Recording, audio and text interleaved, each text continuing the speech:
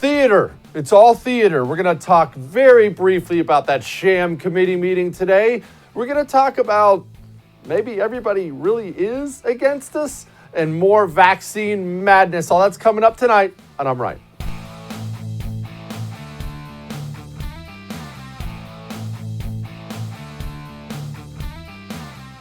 Ooh, there was a big scary committee hearing today. Did you hear about it?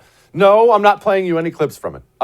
I'm not going to play you any clips from that sham January 6th hearing they had today with those lying, whiny cops and the lying, whiny congressman up there asking them questions. Did you see Adam Kinzinger even cried? And Adam Schiff cried and the cops were getting all emotional. I'm traumatized.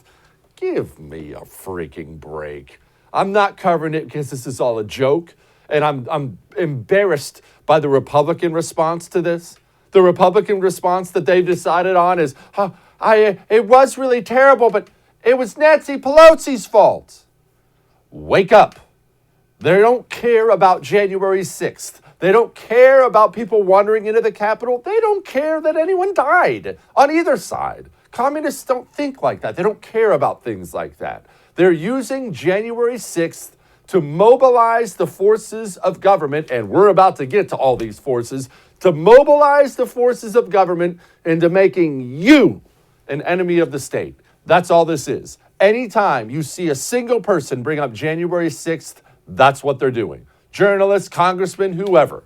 When they bring it up, when they have these hearings, it's all about them convincing the world you're the enemy. That's what's happening here. And one last thing before I go on to all this other madness. Kinzinger crying, Schiff crying, cops out there. This was the worst day of my life. What happened to us as a society? You know what? Let's get offensive tonight. You know what happened to us? Because I'm going to give you the answer. You know what happened to us? We used to be a society run by men. And when you're a society run by men, your culture is going to incentivize competition, success, winning. And we're now an effeminate society with testosterone levels in free fall, run by women. And that's why dudes will cry on camera now all the time on purpose. Like it's something they brag about. And I understand dudes will cry on occasion. I do every time I watch Rudy and he holds up the trophy in the end and it's beautiful. It's fine. Dudes will cry on occasion, but you kind of hide it, right? Unless it's a funeral or something like that. If I'm watching Rudy and I get a tear in my eye when he makes that great sack at the end, I don't want the wife to see me. I'll kind of turn off to the side and wipe my tears. Dudes today in America, it's bragging rights to them. Did you see? I wept like a little girl on national television. Isn't it cool, Mom? When did we become this? When did we become soft as Charmin? I don't know when this happened, but it's not good. One day, some barbarian horde is going to cross the ocean and take this country away from us because we have a bunch of crying babies on TV. Now, let's move on to something else. It's a little dark, all right? But remember what I was just talking about how they're trying to mobilize the forces of government against you? Here's what I mean. We have a system, right? You know what the system is because you watch my show. And we have cultural institutions. And what is a culture? We use the word culture all the time. Culture this, culture that. We have a culture war. We have a culture problem. What is culture? Culture is not complicated. Culture is simply what your society chooses to incentivize and what it chooses to disincentivize. And your cultural institutions, they will ultimately be the ones who decide. The leadership of these institutions, they will decide what should be incentivized and what should be disincentivized in any nation. And when I say cultural institutions, remember, we're talking about religion and education and government and entertainment and all these things. They will determine. They are the leaders. They will determine. People will consume with their eyes and ears, and they will determine where people will go, what people will value, what they won't value. What you're seeing right now in America as we get to this idiot Army Major General, what you're seeing is they're all really worried about the right. All of our cultural leaders, they think you're the biggest threat to America right now. Wrap your mind around this. We have an Army Major General, Patrick Donahue. He spent the day arguing with a college student from Hillsdale.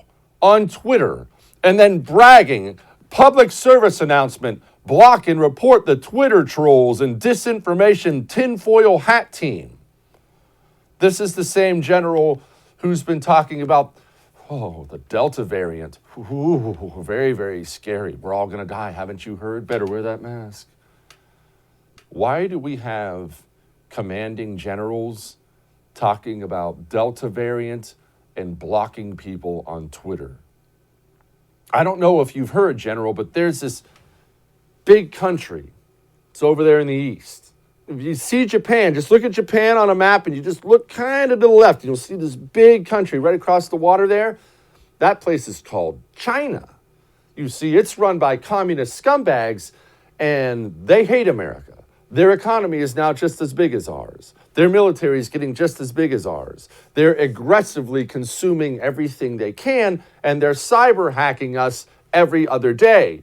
But I understand. I don't want to take any time away from your Twitter time, General. Seriously, I know that's really important for a commanding general, but maybe the college students at Hillsdale, maybe we can save that battle for later. Maybe worry about the Chinese. Look, what do I know, though? It's just a thought. Just a thought. Go on, General. Facebook needs you to lead the charge. But it's not just the Army. It's everywhere. It's everywhere. Oh, and don't think, by the way, it's just this general. You remember what that loser Mark Miley had to say. I want to understand white rage, and I'm white, and I want to understand it. So what is it that caused thousands of people to assault this building and try to overturn the Constitution of the United States of America? What caused that?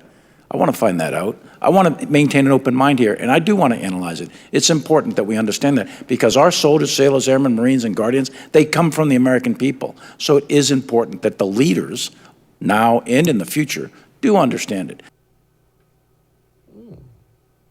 That's the chairman of the Joint Chiefs. Remember that China place I was just talking about? What do you think China thinks when they see our loser general class? What do you think goes through China's mind? I mean, it's bad enough they have to watch the President of the United States pudding and ducks and beavers. It's bad enough they have to watch the commander-in-chief not be able to hold a thought in his head. Our generals are just as bad. I want to understand white rage. You loser. Go retire somewhere. All of you are so embarrassing. But, it's not just the military. Oh, big text all over it. PayPal is working with the Anti-Defamation League, the ADL, to collect information on and cut off financial flows so-called extremists on the right can't make and distribute money. Now, I want you to do me a favor. I want you to think about, you can even reference it right now when you watch the show. I want you to think about your last 20 Twitter posts, Facebook posts, last 20 things you've put out there online. Do you think the Anti-Defamation League or the cultural Marxists who run PayPal, do you think they would look at those things you're putting out there and consider those views to be extremist? How much vaccine stuff you have on there? Everything about wearing a mask? Are you denying white supremacy in America? None of these are taking place on your social media page, right? I want you to understand. They think you're the extremist. These people are all mobilizing against you. It is that bad. I wish I could put a pretty picture on it. I can't. It's this bad. The DOJ is worried about you, all while dropping charges against murderous Governor Andrew Cuomo of New York. Wow, it's just 15,000 dead seniors. Forget about that. Does anyone have a whitey we can hunt down out there? Definitely has to be someone on the right. Anyone with a MAGA hat? Let's go after him. What am I supposed to do? The Department of Justice, time and time again. Oh, you know what else they did? I love this. They dropped charges on the researchers that were tied to the Chinese government. 5 people, they were in America. They hid their involvement in the Chinese government and Chinese military. The DOJ that's going after you, they dropped the charges. No, they're not worried about nursing home deaths. They're worried about dropping charges on Chinese spies who were here picking up secrets. What secrets do you think they were here picking up? Don't forget, Donald Trump, during his presidency, had to close the Chinese consulate right in my hometown of Houston because the Chinese were spying so aggressively from it. The Chinese are here, and they're after us, and the left is only worried about you. That is something we have to wrap our minds around. And the left knows they're untouchable now. They're not held to any laws. Andrew Cuomo sure knows it. I have told you the facts on COVID from day one. Whether they were easy, whether they were hard, I told you the truth. While a lot of people were talking politics, and a lot of people were talking theory, and a lot of people were trying to deny because they didn't want to deliver bad news, I told you the truth. He wasn't playing politics. He was telling you the truth. That man right there, he's directly responsible for thousands of seniors dying in New York. He told state-run nursing homes, you must accept coronavirus patients. Those are the people who are most vulnerable. They accepted the coronavirus patients. Old people died in droves. You know what Andrew Cuomo's punishment for that is? $5.1 million in sales from his book, and he won an Emmy. But think long and hard about you being an extremist and what these people think about you. Think long and hard about it. Oh, what else is the DOJ not doing? FBI, what are they not doing? You understand the president's son is a drugged out disaster, right? I mean, we all get that. It's fine. It's not judging the guy. People suffer with addiction. You understand he's a crappy artist, and he's currently selling his artwork for $500,000 a pop to who? We don't know. Not that that's worth looking into. It's only somebody buying influence of the president's son, but hey, he's a Democrat. Let's not stress it. All that may have made you uncomfortable. I hope it did, but I'm right. All right, we got more mask mandates coming. These people. We'll get to that in just a moment. First and foremost, though, we have an app. The First TV has an app. Just go to your app store, download the First TV. You can watch it on demand anytime you want. You can watch it live, anybody. We're all on there. Go to the First TV, get it on your phone. I've got it on mine. You'll enjoy it. We'll be back.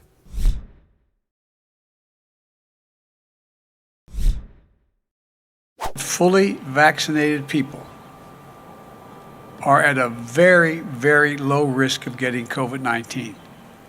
Therefore, if you've been fully vaccinated, you no longer need to wear a mask. Okay. Pretty cut and dry. And makes sense, right? Get the vaccine. Vaccine that's supposed to be for coronavirus. And you would get the vaccine so you won't be at risk from coronavirus. Once you're not at risk from coronavirus, it would appear the mask, the face diaper you've been wearing around is no longer necessary. Pretty common sense, right? I'll tell you what, hang on to that for just a moment. Let's talk about trust. Trust is a funny thing. Trust is much, much different than love. So you see, you can't help it if you fall in love with someone half the time. It's just there she is. She's so pretty. I like her personality. Got a good smile. I love her. Maybe you don't trust her yet, though, right? Trust is one of those things that must be earned over a period of time. Trust can never be instant, ever. And once it's gone, virtually impossible to get back. Or at least get back all the way. You may be able to earn a little back, but virtually impossible to get back all the way. Here's the problem. When coronavirus hit our shores, we knew it was a disease. We knew it had been killing people in China. We saw some scary internet videos from Italy. We weren't quite sure what we were dealing with. I was, of course, against any lockdowns at all, ever, but that's another story. A lot of people were scared, understandably. But the messaging we started getting immediately from our government, and this is Republicans and Democrats. For once, I'm not just attacking Democrats here. It was all over the map. Don't wear a mask. And we've got Fauci and all these guys on tape. Don't wear a mask. It's ridiculous. You don't have to walk around masked up. About 5 minutes later, wear a mask. Why aren't you wearing a mask? Do you want grandma to die? And then we got, what did we get? You remember this? I'm going to give you PTSD here. 15 days to slow the spread. Just 15 days. 15 days to slow. Look, all we're asking is 15 days. All right, we just want to make sure the hospitals aren't overwhelmed. Don't you trust us? 15 days. Oh, whoa. This coronavirus still exists after 15 days. All right, a month. Okay, hopefully Easter. Remember Easter? All right, maybe never. Time after time after time after time, we've been told things, and then they're telling us opposite things. And we can open after this and open after that and open with masks and open after that. And then when we get the vaccine, we can open. But no, we can't open. I guess, oh, wait, there's a new variant. The new variant protects you. Oh, it doesn't protect you. If you're vaccinated, you don't have to wear a mask. Oh, actually, I take that back. You do have to wear a mask. Because you saw what the president just said. You're vaccinated. You don't have to worry about it. Well, here's what the CDC just said. His CDC, I might add. They just announced they're bringing back masks for vaccinated individuals. The CDC announced today, K through 12 students, they are recommending masks for them regardless of vaccination status. Trust. Trust is earned. And once it is lost, you can't get it back again. If you're a vaccine person, that's fine. I've gotten vaccines. I haven't gotten any coronavirus vaccines. I've been very forthright with you about my position on the coronavirus vaccine. You know, whatever you do with your body is your business. If you're somebody who trusts the vaccine and you're at risk, one of these age groups, or maybe you're really fat and you're at risk for coronavirus, go get it. I don't judge you at all. If you're someone who didn't get it, I don't judge you either. You're allowed to decide what you put in your body. I didn't get it because I'm a 40-year-old man. I'm not obese. Therefore, I have a year and a half of data that tells me I'm not really at risk for getting coronavirus. Or if I do get it, I'm not really at risk for having major complications. So I'm not getting it. But whatever you do is fine. But what are we telling America when we tell them you can get back to normal if you just do this? If you just do this, just wear a mask, just 15 days, just 30 days, just take the vaccine, just take another vaccine, or just get a vaccine booster shot, just this, just this, just this, just this. And then we just keep pulling that carrot away at the last moment, pulling that carrot away. What we're actually telling America is something that goes way deeper than coronavirus or any of this stuff at all. We're telling America and have told America now repeatedly, you can't trust any of your institutions. The Center for Disease Control? I mean, this is an organization that you would at least think you could probably trust for diseases, right? I mean, kind of right there in the name. You would think, yeah, of course they're going to shoot me straight. Really? The Center for Disease Control was issuing eviction moratoriums not long ago. Well, they've lost their mind. The Center for Disease Control apparently doesn't know anything about diseases. Or maybe they do know it and they're not telling us. What do you think when I say the words FBI to you? Do you think the boys in blue, our expert federal law enforcement out there on the front lines defending us from the bad guys? Or when I say FBI, do you do this? I know what I do. Do we have any institutions who haven't violated your trust, especially over the last year and a half? Any of them? Shoot, the churches. And I hope you have a good one. Remember, I lost mine about a year ago. In the wake of George Floyd dying, pastor gets up, well, we have to talk about our white one gone. Don't trust them either. Who do you trust? And if you don't trust it, where does that lead us? Honestly, setting all the coronavirus stuff aside for a moment, if you don't trust your cultural institutions at all, where does that leave us as a country? Not in a good place. Not in a good place at all. Because once the trust is gone, then you simply will have people start isolating themselves from others. I don't trust any of these people. We have headlines all over the place. New York, they're going to start requiring vaccines for all their city workers.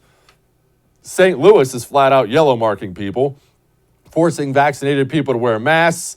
Another place I saw in California, you have to wear a sticker on yourself saying you've been vaccinated or wear masks. We're getting information all over the place.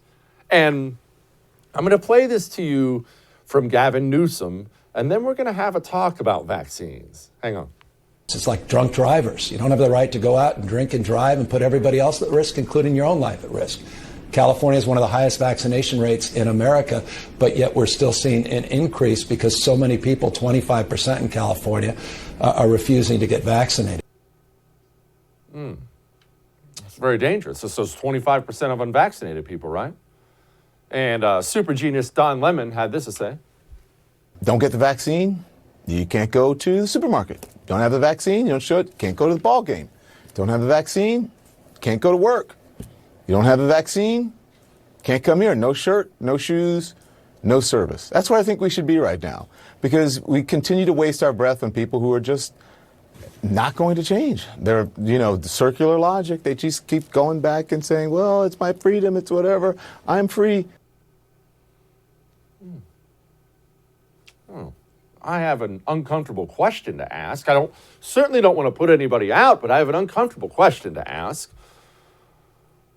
Why are vaccinated people worried about unvaccinated people? Anyone? Look, I'm just a dumb Marine construction worker. I sold RVs. I went to community college. So I know I'm probably speaking way above my station here, but if you've been vaccinated and you believe that vaccine protects you from getting coronavirus, why do you care what I do? What does it matter at all what I do? You are, as a vaccinated person, at least in your mind, I'm assuming that's why you got it, you are now protected from coronavirus. So again, why do you care about me? I almost wonder, and I know I don't want to sound like a conspiracy theorist here, almost seems like this is more about control than anything else. Oh, no, I'm sure that can't be it. All right, listen, we're going to talk about the Arizona audits next. But first, home title theft is a real thing, a very, very scary thing, and it's something that is wiping people out. Listen to this crook. Nobody thinks that I can take their house and borrow against the house. Oh, no, I have title insurance for that. No, it's in my name, or he would have to get some special document. They would call me. Nobody's calling you. After I've stolen the title, borrowed against it, or sold the property, or done whatever I've done with it, it's 60 to 90 days to even figure out that they're the victim of this crime. By that point, you start getting foreclosure notices, and you realize you've got 4 mortgages on your house. Not only that, you don't even own your home anymore. It's not even in your name. It's not fun. It's a disaster. They will evict you from your home. It's that bad. Go to HomeTitleLock.com right now and sign up today. HomeTitleLock.com. Make sure you use the promo code RADIO. That gets you 30 days for free. We'll be back.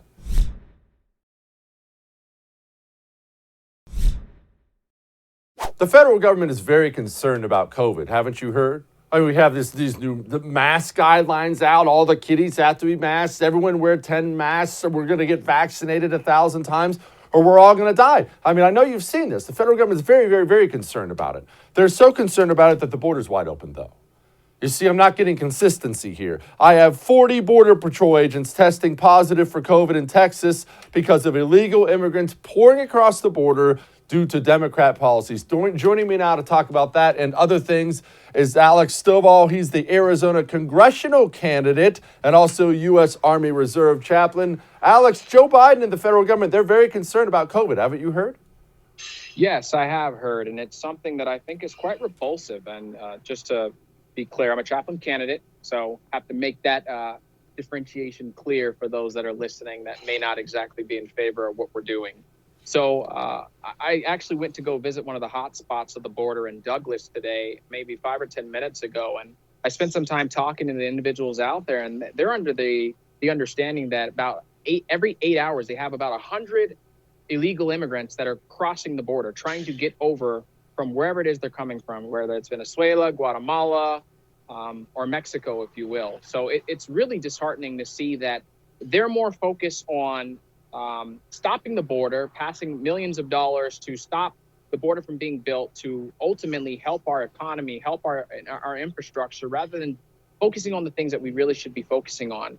And as you mentioned, the vaccinations with the children, I think is extremely important that we understand that it doesn't fall on them. The younger generation, they're their future.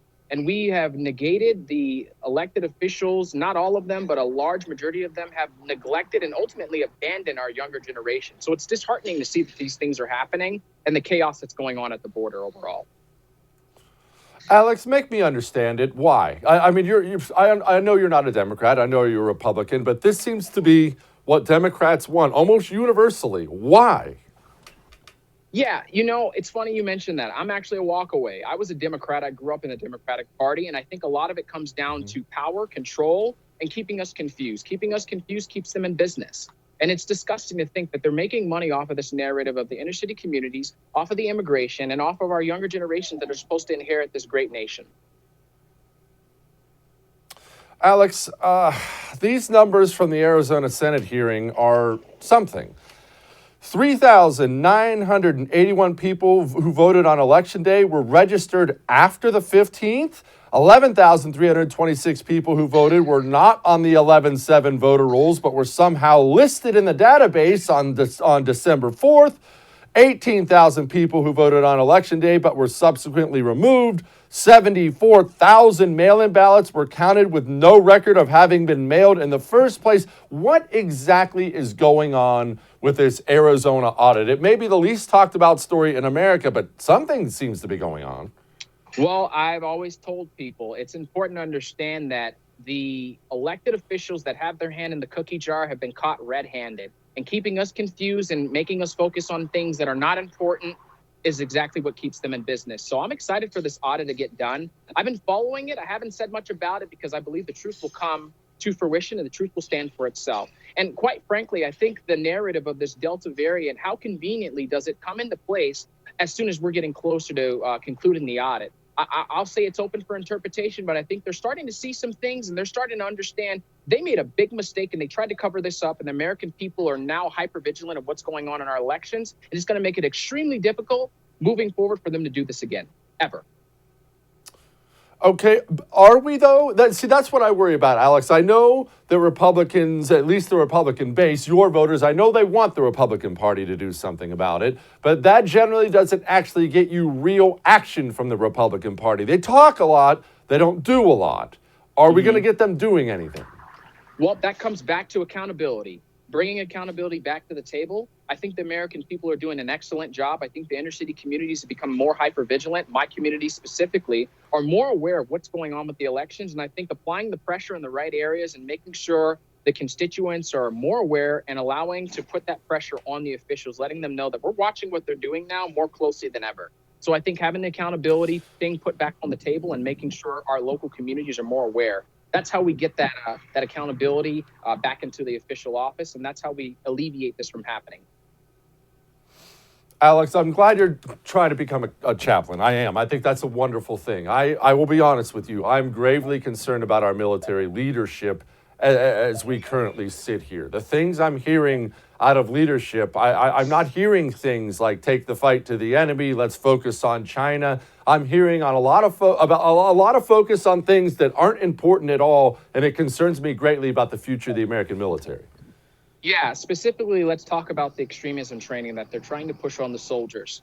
I think there's a lot of holes that are in that product, and I think it's really creating dysfunction and disunity within the unit as a whole. I don't speak for the Department of Defense, but as a soldier who's currently gone through the training, I know it's posing a lot of questions and it's creating a lot of confusion within the Department of Defense, and we have to be unified. That's the biggest thing, more important now than ever, that we're unified.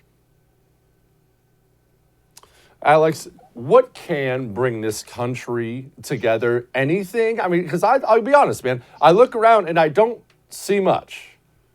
Yeah, so I think the simple question to that is values. Regardless if you're a libertarian, you're a Democrat, you're a Republican, you're independent, you don't care what's going on. I think the American people as a whole all have the same values. Open for interpretation for some individuals, so I stand corrected. I think values is what's going to unify the nation as a whole. Regardless of what party you're a part of, everybody wants to see their kids be successful. Everybody wants good education for their kids. Everybody wants to be able to go back to work and get back to normal. I think those values and getting rid of the politics and the radical agenda that either side is trying to push, bringing those values back to center will bring us the America that we know and love again. Thank you, Alex. I appreciate it. All right, you guys be blessed, and thanks for having me. All right. How do we take back the government? Is there a plan? My next guest has a plan. Hang on.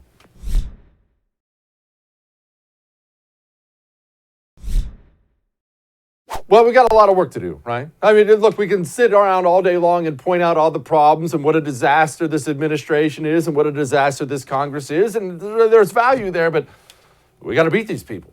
We got elections coming up. We got to win them. Joining me now to talk about that is Ted Harvey. He's the chairman of the Committee to Defeat the President. Ted, first of all, from a macro level, how are we looking in the midterms? I would assume pretty well, but I have no idea. No, I think we're going to have a blowout in 2022.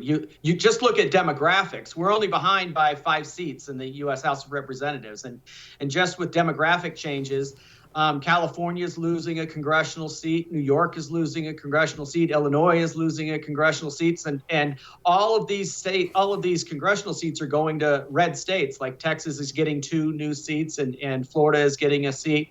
Those are areas where we're going to be able to pick up Republican congressional seats. Even in my state, blue state, Colorado, we have a nonpartisan redistricting commission that's going to be drawing the districts. And I think if they follow the Constitution and draw the lines the way they should, that we're going to pick up another Republican congressional seat here in Colorado. So I think just with demographic shifts, we're going to pick up the House of Representatives and rip the gavel out of Nancy Pelosi's hands.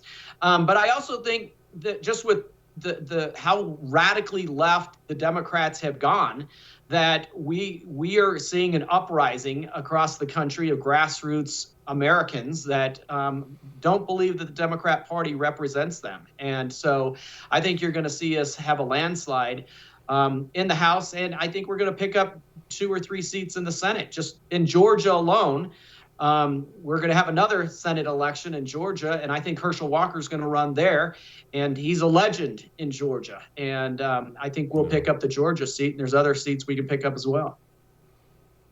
Ted, when you say people are going to backlash against the Democrats, I understand that, but I'm a right-wing nut job. I'm as far right as possible. I have a laundry list of things I hate. The people in the middle who decide elections, they look at things differently than I do. What are they looking at when it comes to this Democratic Party and recoiling in horror about?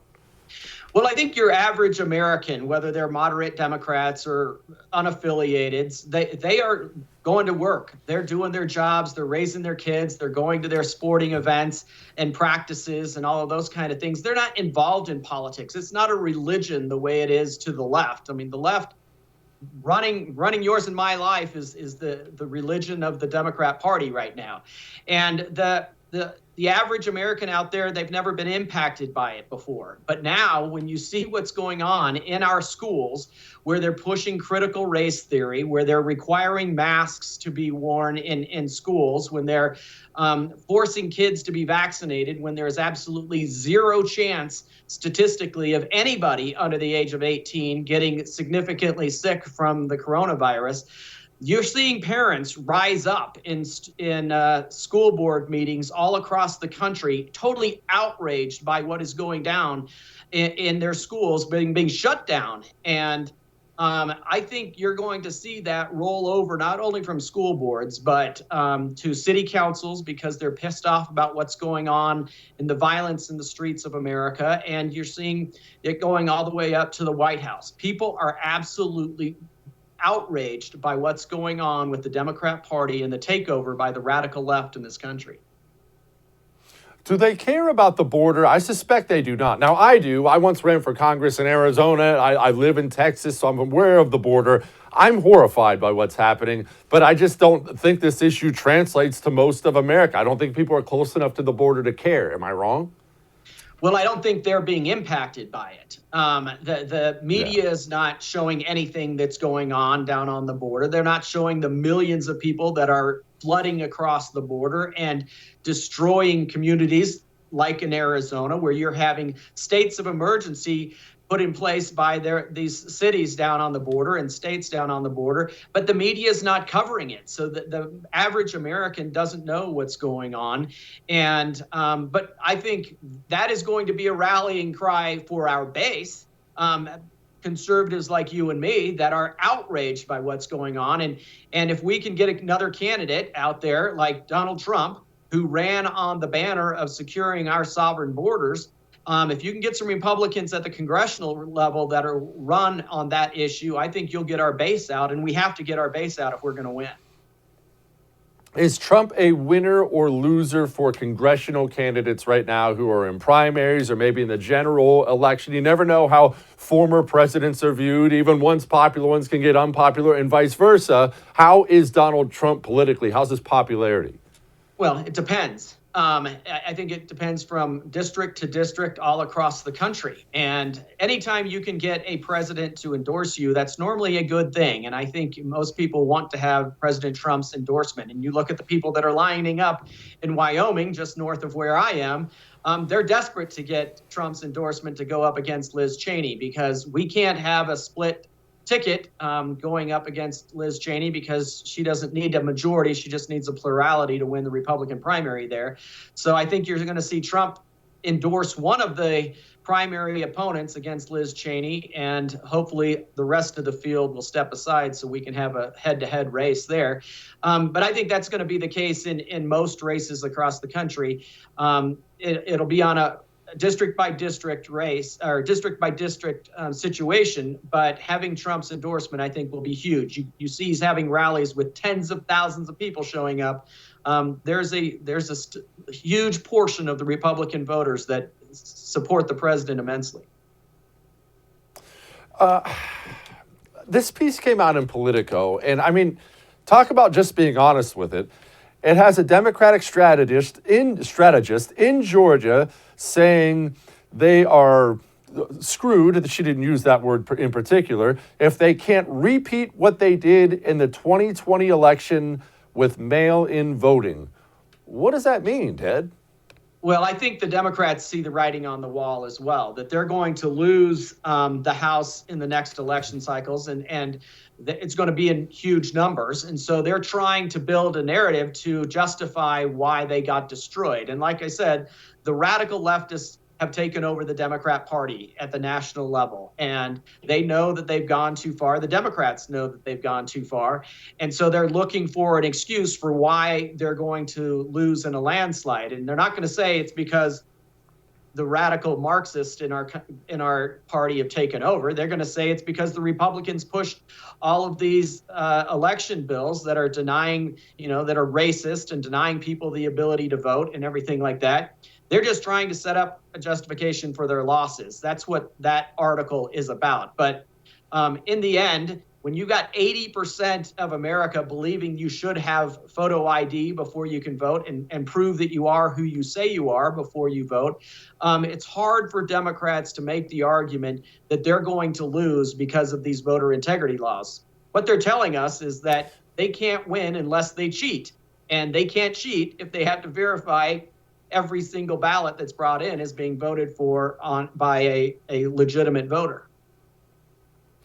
All right, Ted, well, help me understand something then. I mean, Nancy Pelosi and others, I may find them detestable, but I know she's not a moron. If your party is taking a beating because you've moved too far left, why not stop going so far left? She would not be the Speaker of the House tomorrow if she didn't support the radical left in her party. They almost threw her out of office before this session started because the radical left controlled the caucus of the Democrat Party. And she desperately tried to stop the impeachments during the Trump administration. She tried to stop all of these radical leftist policies that they were pushing. And if she pushed too hard, they were going to throw her out as Speaker of the House. And so she's trying to walk a very fine line to keep her power, because to Nancy, it's not the issues, it's not the policy, it's not saving America, it's saving her role as the Speaker of the House. Yeah. All right. Why are people so pessimistic, Ted, about the country? There's a poll showing optimism for the country's direction over the next year dropped 20 points since May. 20 points since May is huge. What happened since May? What did I miss? Well, I think you see that the Democrats who hid Joe Biden in the basement for the last 2 years going into the 2020 elections, now they can't hide him. He is out there performing before the American people like a puppet, and he's not doing very well. He is embarrassing himself. He's embarrassing the country, and the American people are not stupid. They see what's going on. And then you see what's going on with the coronavirus, where the Democrats say if you get the vaccine, then everything's going to be fine. And now all of a sudden they're saying, well, you're still going to have to wear a mask. And then they see the economy not taking off the way they thought it would. They see inflation shooting through the roof. They see the cost of goods and cost of housing go through the roof. The American people are not dumb. They realize that this administration is failing every time they turn around, and they're not doing anything to make America great again. And I think there's a lot of people out there that are having buyer's remorse. Oh, good. Let's hope so. Ted, thank you so much, man. Appreciate you. Thank you, buddy. God bless. Have a great day. All right. We're going to lighten the mood next. But allow me to just say this once and for all. I've said it 1,000 times. Allow me to say it again. I'm looking at you right here. Stop approaching wild animals. Stop approaching wild animals. Next.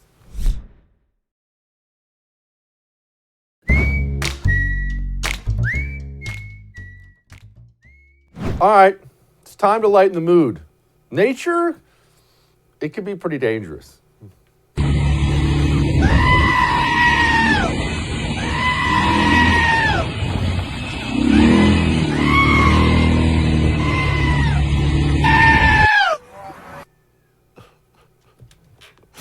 Gone, that thing was annoying. That reminds me, it's been a while since I've done one of these PSAs for people.